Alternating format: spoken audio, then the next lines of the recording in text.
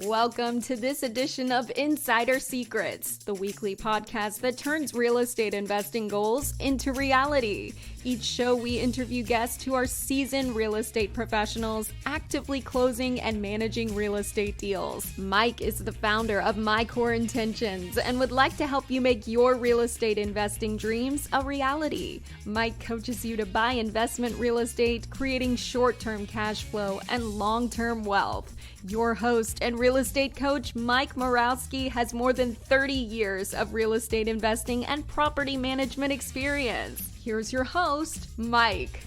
Hey, good morning, everybody. What's up?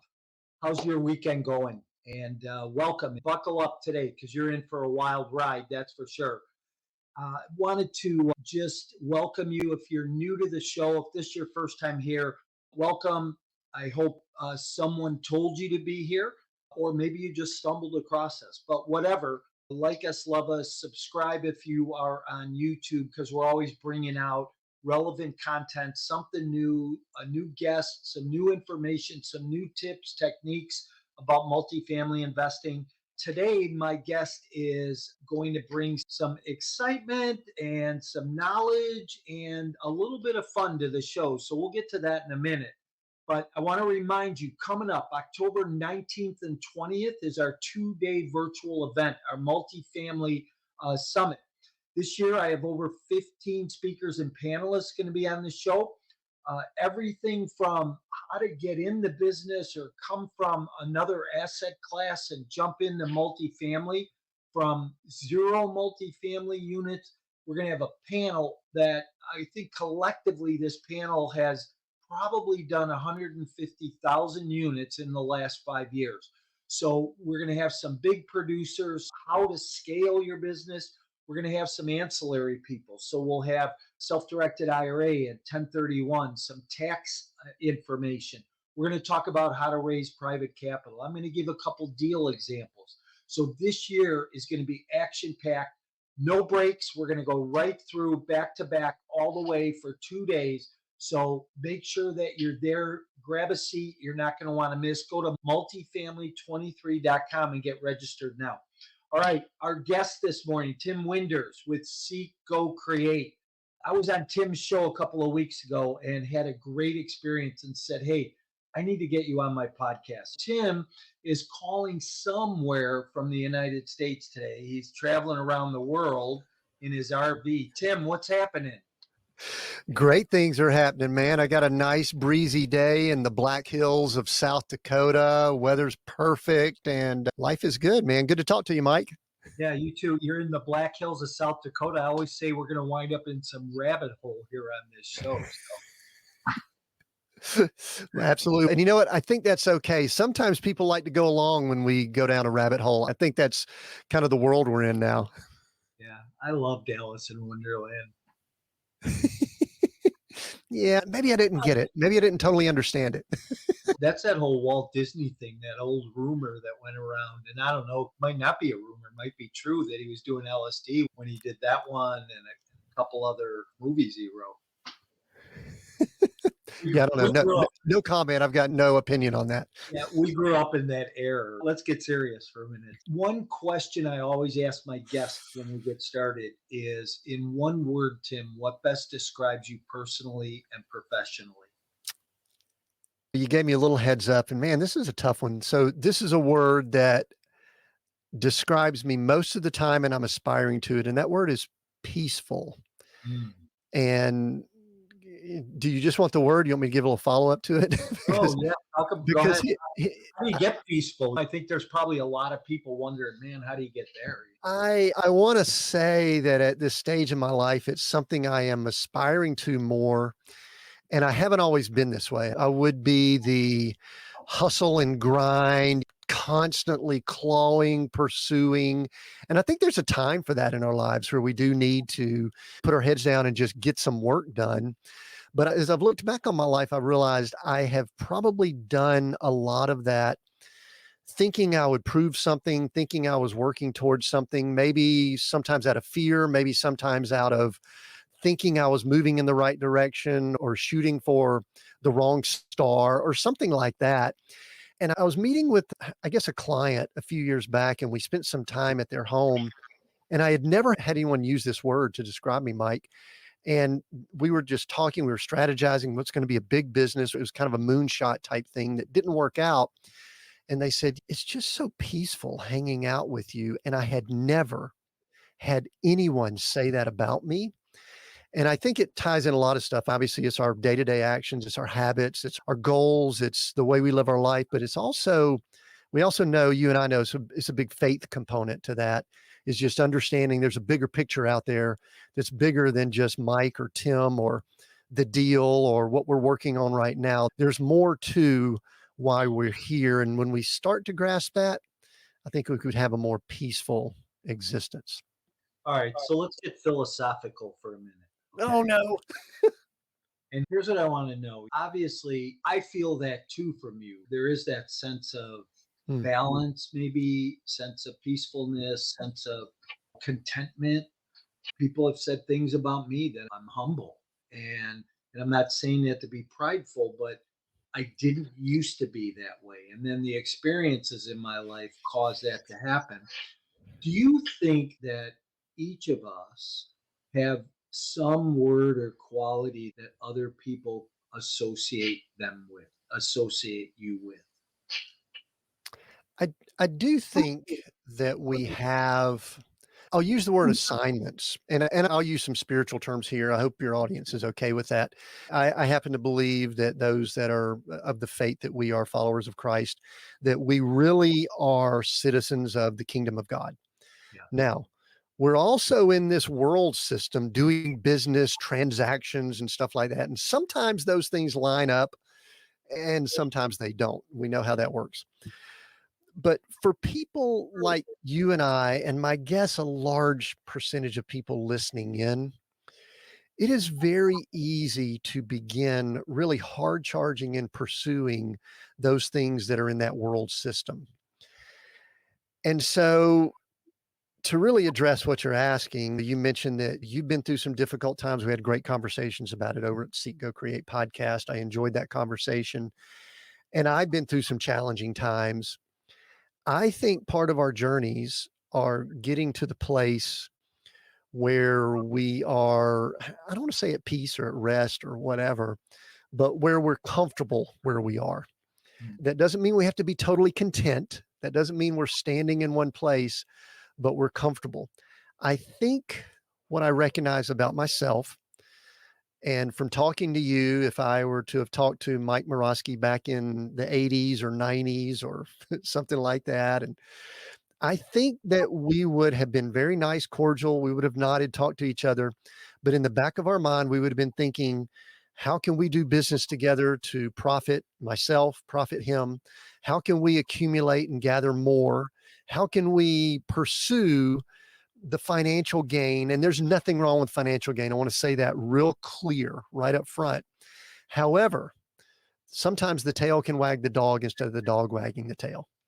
And I think that at our core, we need to have this understanding that we are to be content. We're to be at rest where we're at. And then if we're at content and rest, then we could go after putting together a big multifamily transaction in Oklahoma, or working on a new project, or starting a new company, or building something new. I think when the building something new or the working on the project is the lead, is when we get out of balance. So I think the true nature of who we are, you asked, is there a word or something that describes us? I think we all have a lot that makes us up. I interviewed someone the other day and they said they went through the dictionary and found over 4,000 characteristics or traits that describe human beings. And this person went through all 4,000 and realized that he had some degrees of all of them inside him. And we all do. But there's definitely some that rise to the top. Right. And so I think the journey that we're on is allowing the thing that we were created for to rise to the top. And my hope is it's something that's peaceful and restful, and it's not Tim trying to beat somebody over the head to get a deal done or something like that. Yeah, boy, I honestly, when we started this morning, I had no idea we are going to go down this road. But as long as we're here, we might as well stick to the fork in the road.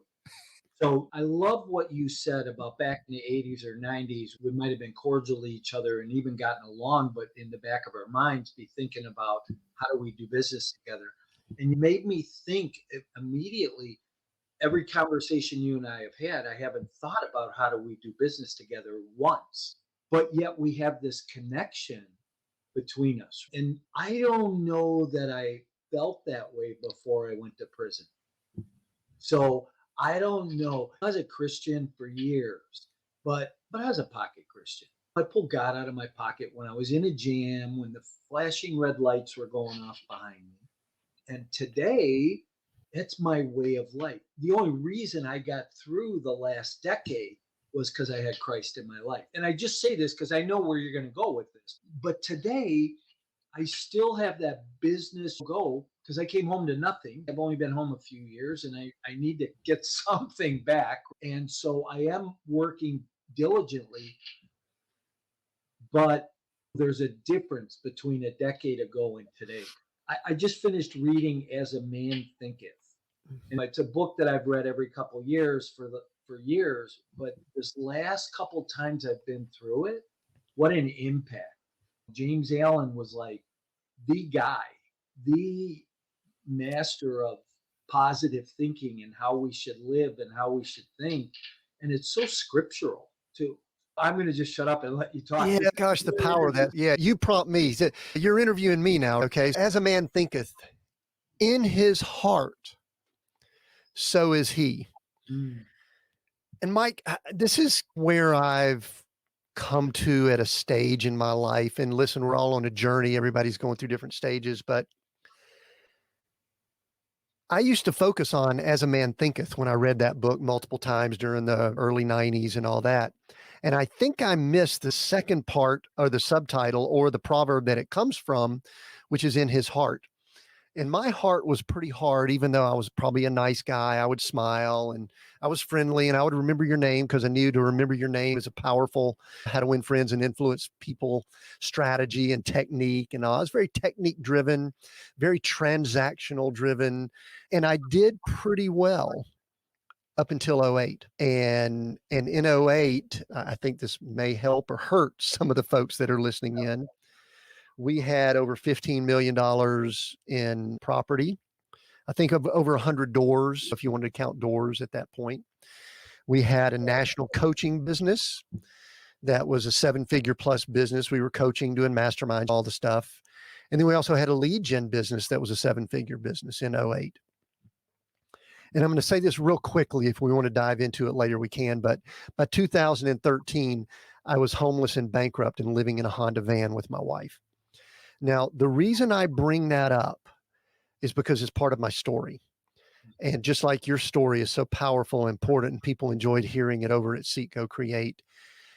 And it's the story of our hearts moving in the direction that it needed to go. We were good at what we did. I could buy some houses. I could get some real estate. I could negotiate. I could get some money from people. I could do all of those things as a man thinketh, but it was not in my heart the way it needed to. I needed my heart. It sounds trite to say it needed to be softened. It needed to be prepared for what I think is really the journey we're on. This is a little bit preachy, but I think you'll get it.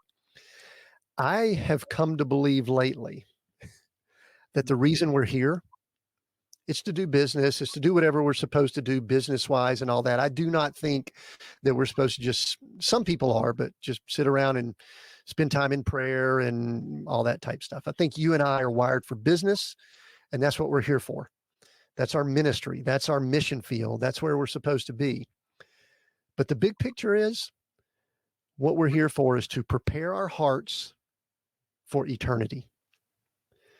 And what we went through was a doctorate in heart preparation, because me, if you were different, I don't think you were from our conversation, I thought that I was so good and so smart and so fantastic when it came to real estate and doing all these things and marketing and coaching and training.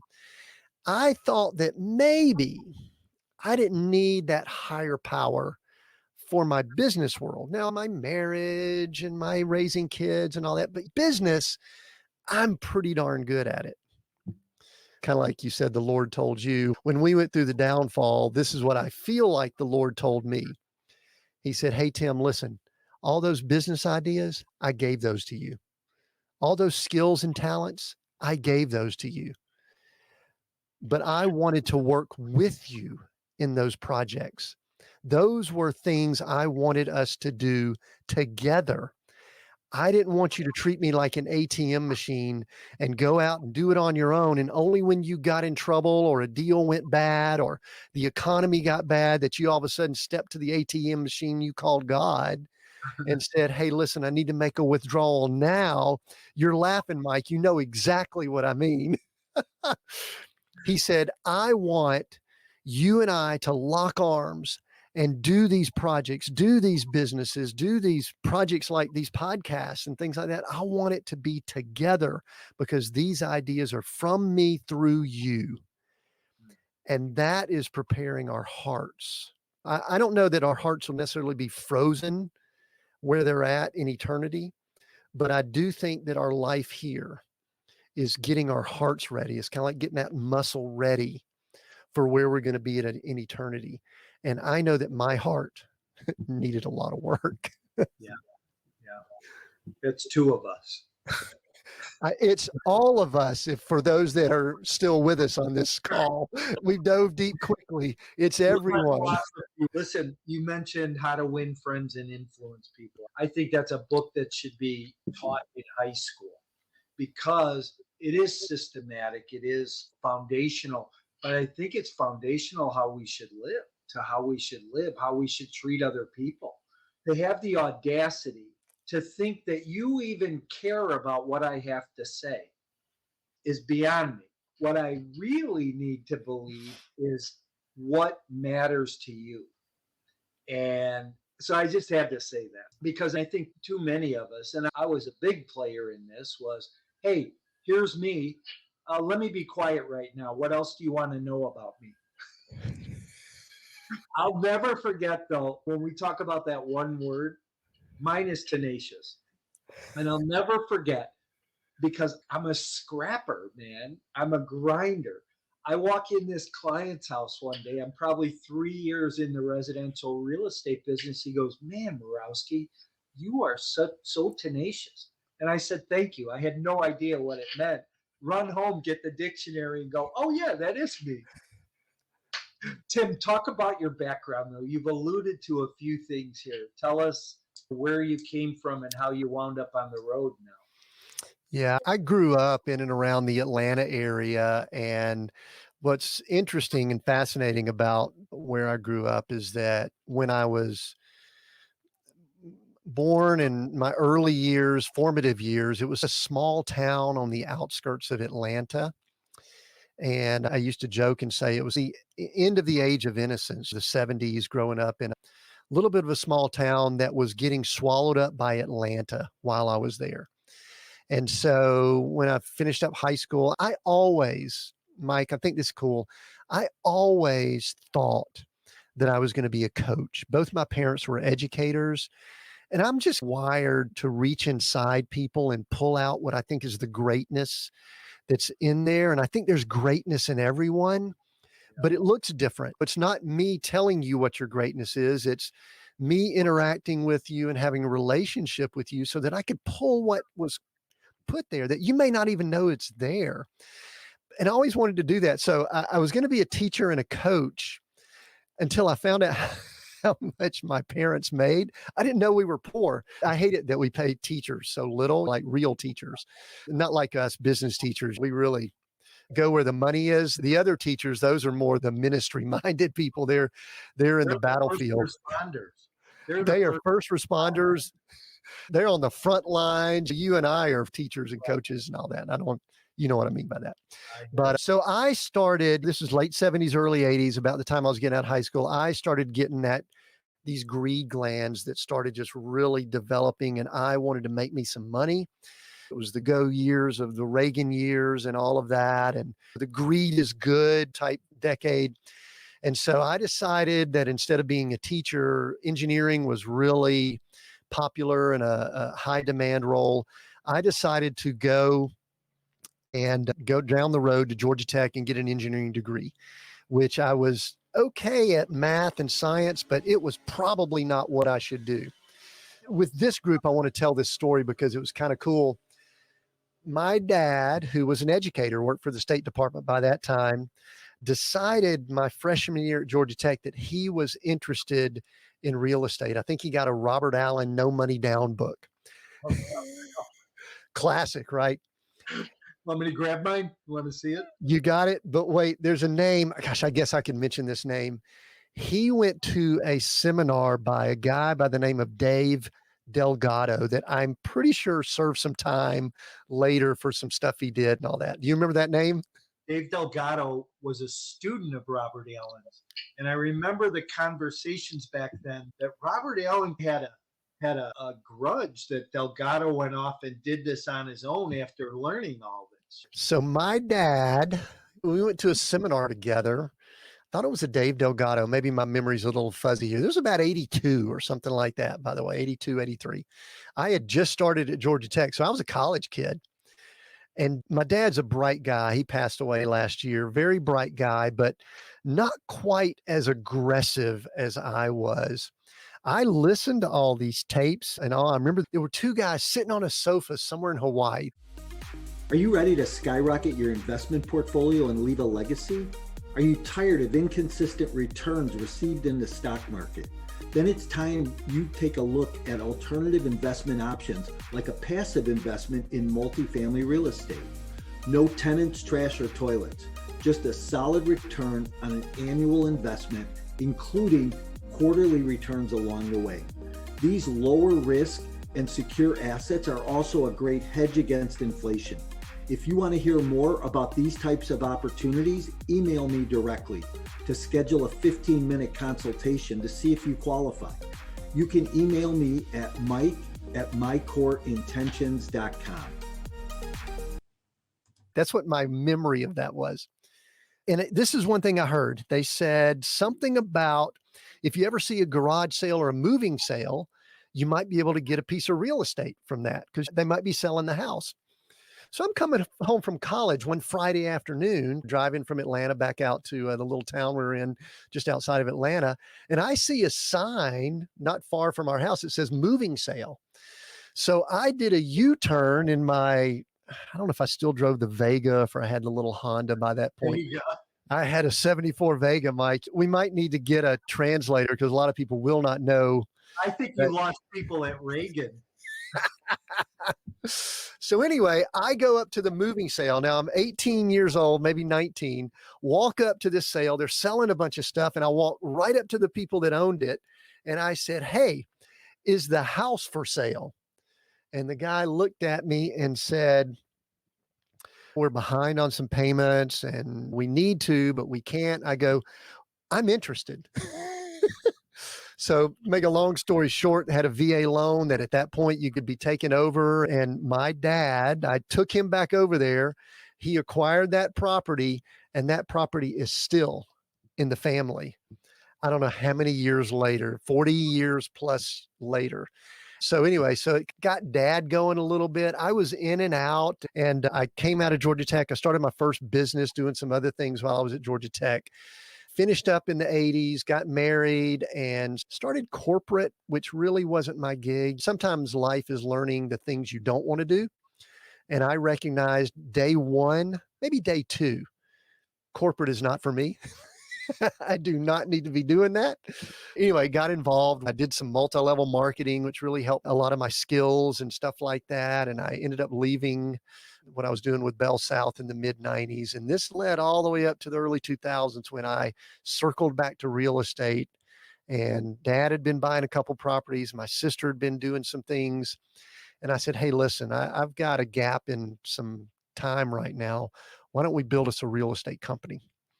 And so we partnered on a few things and we started buying 3, 4, 5 houses a month and still wired to coach. So I quickly got back into the coaching while we were building all the product systems and all to acquire properties and things like that. So we cranked it out for a number of years, and that led up to what happened in '08, which we saw it coming. I'm sure you did, and knew something was happening, but we weren't quite prepared for the partnership issues, the length of it, and other things like that. And it was the awakening that I needed to get my attention and all that. So we were living in a country club. I thought I was semi-retired, golf course, lake, everything like that. And all that was gone just a few years later. Yeah, I got to go back to the Vega for a minute. Did you have a V8 in it? No, it wasn't a Cosworth, man. I had a friend of mine from high school recently said, yeah, Tim had that Vega Cosworth. I said, dude, man, I paid $400 in 1979 or 78, paid $400 for a 74 Vega, which the body style looked really cool. It was a cool car. So it was. I had a buddy who was in the body shop business, and he had a 76 Vega. They used the body style just a little bit that year, but it was blue, and he supported the suspension and the frame and put a V8 in it. That car, Tim, that car was faster than hell, man. I'm telling you, I had an Olds 442 that was fast. And this car, though, my goodness, it was so light. It's just like hydroplaning. Anyhow, that's enough of the muscle car thing. Yeah. There was no muscle to mine. In fact, I think I killed most of the mosquitoes in my town because that aluminum block engine used more oil than it did gasoline. And it was 3-tone. It was red, rust, and Bondo. It literally had water that came in above the drive. If it rained, and it did in Georgia often, spent a year, fixed it up a little bit, got an Earl Scheib paint job, and sold it for $1,000. I was on my way to financial independence. There you go. I love that. That's perfect. Are you in the multifamily business, or how'd you get into multifamily business? It's very interesting. I work with a number of people that are still involved with real estate. And I love real estate. I'm invested in some passively, but since all that we went through, I really haven't been, I'll say, hyperactive in the real estate world. And I think a lot of that is for purpose. I get to talk to a lot of folks like you and buddies and all that, and so I can speak the language. But in answer to your question, not really. I invest and I watch it. I read about it, but I'm not as involved. Let's fast forward. I live in an RV. My wife and I have been traveling for 10 years. We have probably more financial resources at our fingertips than we ever had, without getting into a lot of details on that, if you know what I mean. And we lead a fairly simple, peaceful life in our 350, 400 square feet. I have some interest in some properties, but we won't say I have ownership in some properties. And I primarily work with executives and leaders, and I say I coach them, but I really almost partner with people in just helping them achieve and accomplish whatever they're trying to accomplish. So that's what I do now. Does that make sense? Yeah. And I think that's the best coaching in the world, is when you partner with your people. And you and I come from that same mentality. Hey, listen, when I played high school sports, and the coach always told you what to do and how to do it. But I think today life is different. It's that partnership ability. A quick story about somebody I know who had massive wealth before 2008. 2008 just got crushed, wiped out. I lost 100 million. I think he was probably worth two more than that, a couple 100 million. Lost everything. Today, and he said to me when I interviewed him on my podcast, he said, I didn't think I'd ever go back into real estate. He goes, but what I've done is I've gone into real estate.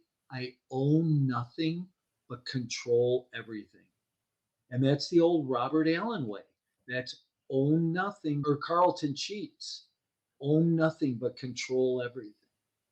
I love that. That can have a little investment in real estate, and you know, because then there's that place where you can participate in real estate passively and get the rewards. Because there's a lot of rewards on the passive side as a passive investor, from where you don't have to deal with tenants, trash, toilets, crime, demographics, all the minutiae. Yeah, this is, I think, part of the place we're working to arrive at is understanding what our role is in certain things. We have such a copycat society. I see how successful Mike is and what he does in real estate. And you know what? I need to do exactly like that. No, I know how I'm wired. And listen, a lot of people will talk about substance addictions. And I think you and I had some conversation about that over at Seek, Go, Create. And a lot of people are addicted to porn and things like that. I recognize this. I was doing an interview with a guy named Mark Whitaker on our podcast over at Seek, Go, Create. And he was a guy that the Matt Damon movie, The Informant, was based on. And he wore a wire to bring down one of the biggest price fixing cases of all time for Archer Daniels Midland, huge company, top 50 worldwide company. He wore a wire for 3 years, which at that point was a record. No one had ever gone under the stress and pressure of wearing a wire for that period of time. You know, he later went to prison. His faith grew through that. Anyway, great conversation that we had. But we were having this conversation, Mike, and sometime during the conversation, we were talking about he was in his early 30s, had corporate planes, Ferraris in his garage, living massively wealthy life, but yet he was still doing some things to get more. And we were talking about it, and I was talking about my situation. And what we both recognized was that we, and many people do, have an addiction to more. It's not necessarily money. It's not necessarily alcohol or whatever. It can lead to manifestations there. But if we are right now working with one company that's a 7-figure company, we need more. We need that company to be 20 million, 50 million, 100 million, or we need another company that does it, or we need another. And so I have to recognize, and this is part of the word you asked me at the beginning, Mike, the peaceful. For me to be peaceful, I have to do whatever programs or whatever to quell that addiction to more. And part of it is living an intentional, simple lifestyle. I do not have a personal home at this time. There is not a piece of property. This is going to be great for real estate, but people are going to go, wait, what did he say? I do not have a home. Some people would say homeless. We use the word nomad because it just sounds a little better. Right. Did you see that movie? That movie was great. I've seen pieces of it. Yeah, it's similar. And you know what? It's part of what I do to quell the things that I know can take over in me. And it's part of why I think people need to recognize, how do they need to work with Mike?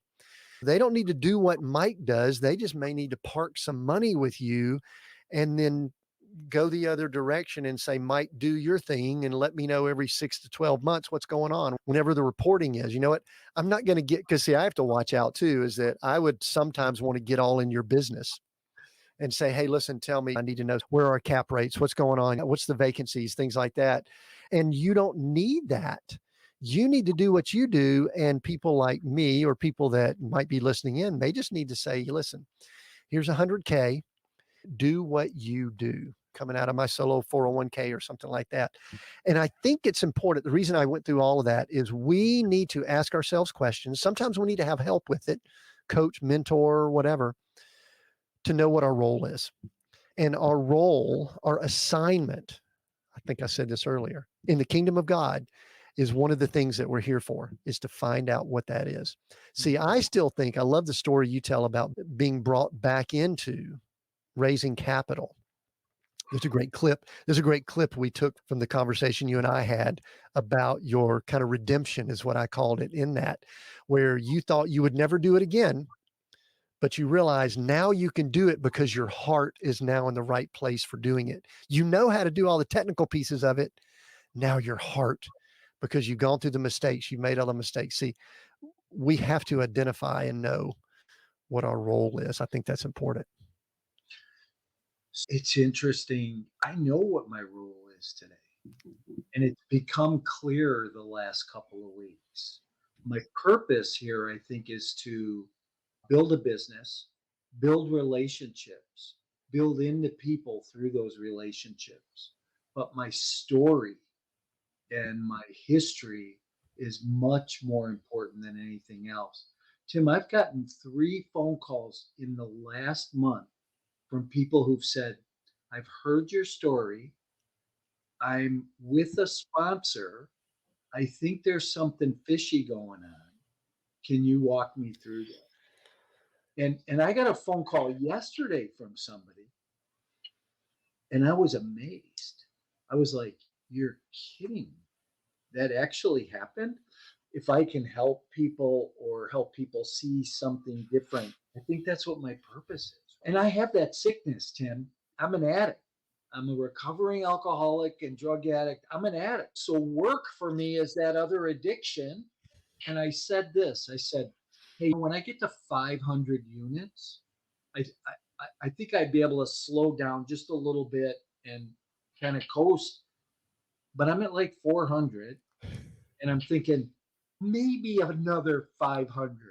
So it is. I get it. And how many people are listening to this right now going, holy shit, that's me? Because it is. It's most of us. The more. It's not even money. My mission in the multifamily business is to provide safe and secure housing for my tenants. So I love that. I love to be able to do that. It's not about the money. It's about the accomplishment, the more. So for whatever that's worth. This is your show anyhow. So. Yeah, but you're asking the questions. What's the next question? I don't know that there is a question. I think it was just a comment on what you said. Yeah. We're 40 minutes into a 30-minute show. I love that we have these conversations in the business environment, because the way our first world cultures are now is that's where most people, it manifests there quite a bit. And this is the interesting thing about it. Drugs, other addictions, obviously the alcohol is okay in some environments until it's not okay. But this form of success, chasing after more, it is not just accepted in our culture and society, it is applauded. It is elevated. It is what we're told we're supposed to do. It's one of the reasons why I think my missions is to do what we're doing on a lot of our shows and the book I've written and things like that, is how do we redefine what success is? What does success mean for you, Mike, as the individual? It's not copying what Tim did or Robert Allen or definitely not Dave Delgado or any of those guys. It's what does success mean for you? And to dig down even more, to circle the conversation back, it's what's your assignment here? I think both of us have a bigger picture view now. We know we're created. We're not mistake and accident or anything. We're created. That doesn't mean we don't mess up and make mistakes and we've got flaws and stuff like that, but we're created for something. And part of my mission is helping people get closer to that assignment or that what they're created for. And I think a lot of it is in business. A lot of people think, especially when they start becoming followers of Christ or come to some type of a faith moment, they think that ministry, full-time ministry, being a missionary is the only thing they could do. And you went to Bible school like I did. You get into a Bible school setting and people think the only thing you could do that's worthwhile is to be a pastor. No. In fact, for many people, it's the worst thing you can do. I'll just go ahead and say that. I'll be blunt. It's one of the worst things you could do. What you really need to do is gather people together like Jesus did. He got fishermen, he got tax collectors, he got some people that were political zealots. He did not go to the church to get his 12. He went to the marketplace. And you know what?